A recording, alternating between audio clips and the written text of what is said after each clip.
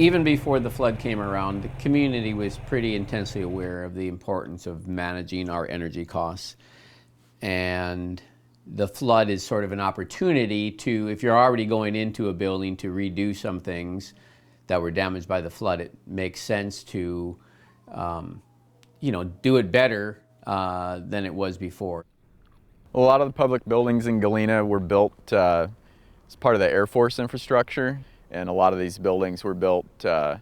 the 60s, 70s, and 80s when fuel oil was about $1 a gallon or even less. So they weren't necessarily designed for efficiency, they were designed for a mission to house troops and provide a base of operations for the Air Force. But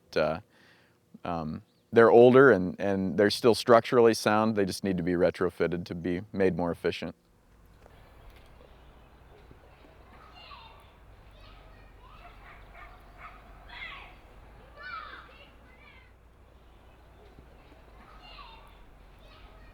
Galena is unique in that we have a boarding school here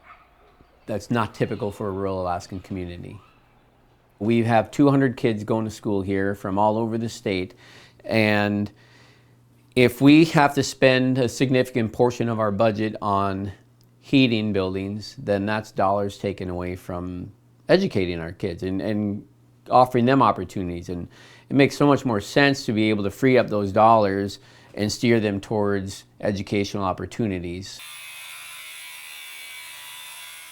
Because every single person was affected, I think everybody has the mindset of rebuilding and doing things the right way,